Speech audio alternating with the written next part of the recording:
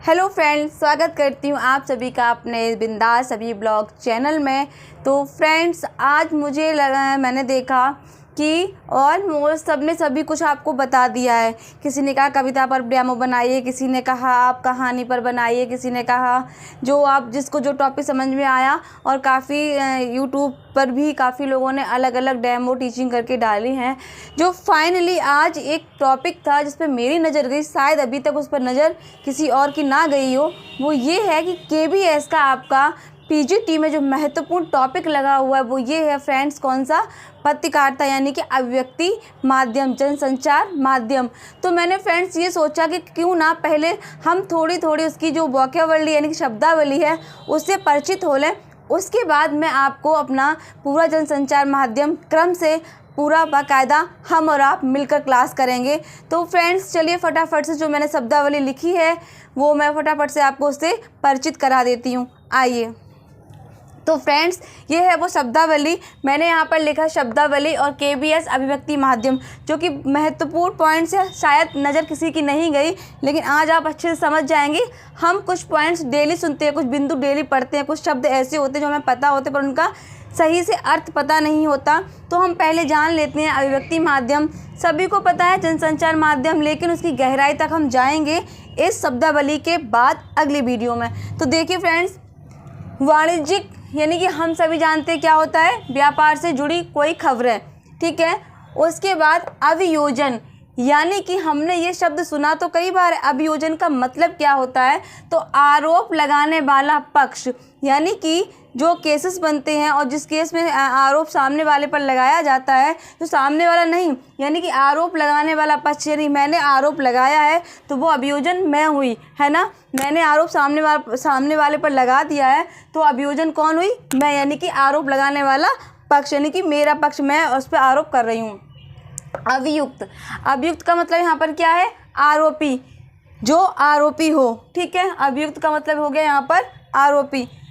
अब देखिए यूनिकोड से हमें ऐसा समझ में आ रहा है कि कोई वर्ड कोड होगा जिस कोड को हम डाल के कुछ अपना ओपन कर सकते हैं। तो यहाँ पर देखिए यूनिकोड का इंटरनेट पर चलने वाला हिंदी फॉन्ट बेहद महत्वपूर्ण है। हो सकता है इंटरव्यू में आपसे कहीं ना कहीं ये दिमाग में घूमे कि आजकल मल्टीमीडिया का ज़माना है, तो इन सब से आपको परिचित होना ही चाहिए। इंटरव्यू में ये पूछें और ये जानना चाहें कि कैंडिडेट कितना मल्टीमीडिया जनसंचार माध्यम से रूबरू है, तो यही पूछ लिया यूनिकोड का मतलब बताइए। इंटरनेट पर चलने वाला हिंदी का फ़ॉन्ट, क्योंकि आप हिंदी से हैं तो ये पॉइंट यहाँ से एक ज़रूर बन सकता है कि चलने वाला हिंदी फ़ॉन्ट जिसे मंगल भी कहा जाता है। महत्वपूर्ण है ये आपका जो बिंदु है कि इंटरनेट पर चलने वाला हिंदी फ़ॉन्ट जिसे मंगल भी कहा जाता है। अब देखिए प्रेषक, पत्र लिखकर भेजने वाला। एक होता है प्रेषक, एक होता है प्रेषित। तो यहाँ पर प्रेषक का मतलब देख लीजिए, हम बहुत कंफ्यूज होते हैं। एक बार प्रेषक प्रेषित इससे संबंधित प्रश्न टीजीटी 2019 में आया था, काफ़ी कन्फ्यूज़न थी इस प्रश्न में, तो मैं तो गलत करके आ गई थी, मेरा गलत हो गया था। तो यहाँ पे प्रेषक का मतलब है कि पत्र लिखकर भेजने वाला, यानी कि मैंने पत्र लिखा और भेजा, मैं हो गई प्रेषक, ठीक है। अब यहाँ पर प्रेषित, जिसे पत्र प्राप्त हो, मैंने पत्र लिखा तो मैं हो गई प्रेषक, आपको प्राप्त हुआ तो आप क्या हो गए?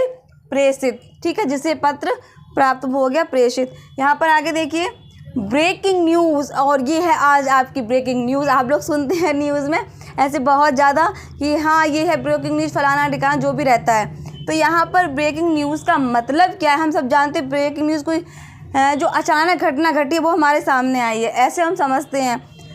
तो सबसे पहले कम से कम शब्दों में बड़ी खबर, यानी कि जो सबसे पहले हो और कम से कम शब्दों में हमें बड़ी खबर दिखा दे, वो क्या कहलाता है? आपका ब्रेकिंग न्यूज़।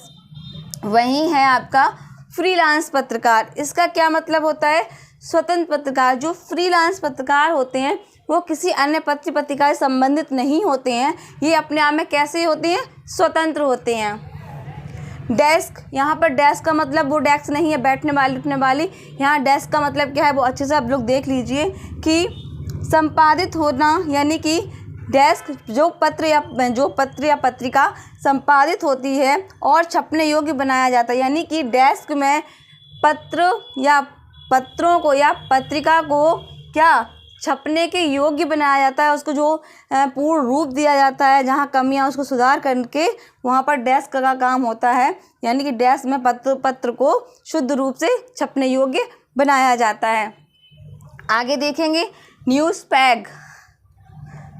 समझ में आ रहा होगा न्यूज़ पैग कौन सा वाला, पैग वाला पैग नहीं, यहाँ बात हो रही है किसकी, न्यूज़ पैग की। तो यहाँ है किसी मुद्दे पर लिखे जा रहे लेख की घटना का ताज़ा उल्लेख जिसके कारण वह चर्चा में हो। बेहद महत्वपूर्ण है, आपसे पूछ ले चलिए न्यूज़ पैग का मतलब क्या है बताइए इंटरव्यू में, तो आपको पता होना चाहिए कि किसी मुद्दे पर लिखे जा रहे लेख की घटना का ताज़ा उल्लेख होना चाहिए, ठीक है, जिसके कारण वह चर्चा में हो, ये है इसका मतलब। आगे देखेंगे बूम माइक, ठीक है। बूम माइक क्या होता है, एक हम नाम तो सुने हैं बूम माइक, लेकिन पता है आपको कि इसका मतलब क्या है।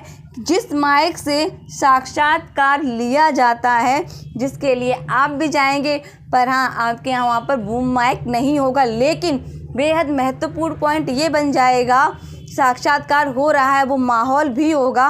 तो आपसे ये पूछ लेंगे, चलिए ये बताइए मुझे कि बूम माइक से आप क्या समझते हैं, तो आपको पता होना चाहिए कि साक्षात्कार के समय जिस माइक का प्रयोग किया जाता है वो बूम माइक का प्रयोग ही किया जाता है। तो फ्रेंड्स, मुझे लगा कि ये इन बिंदुओं से आपको परिचित कराना ही चाहिए, तो आप चाहे इनका स्क्रीनशॉट ले लें, आप वीडियो भी अच्छे से देख सकते हैं। तो फ्रेंड, ये काफ़ी मुझे महत्वपूर्ण पॉइंट्स लगे, मुझे लगा आपके सामने रखना ही चाहिए, क्योंकि कभी कभी छोटी छोटी चीज़ें बेहद महत्वपूर्ण हो जाती हैं और ये छोटी छोटी चीज़ें ही हमारी सफलता की ओर हमें अग्रसर भी करती हैं।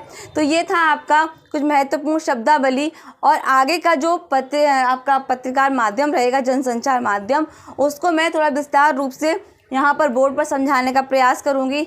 तब तक बने रहिए आप इस बिंदास अभी ब्लॉग चैनल के साथ। फ्रेंड्स, वीडियो पसंद आए तो प्लीज़ लाइक कीजिए, चैनल को सब्सक्राइब कीजिए। इसी के साथ आप सभी का बहुत बहुत धन्यवाद।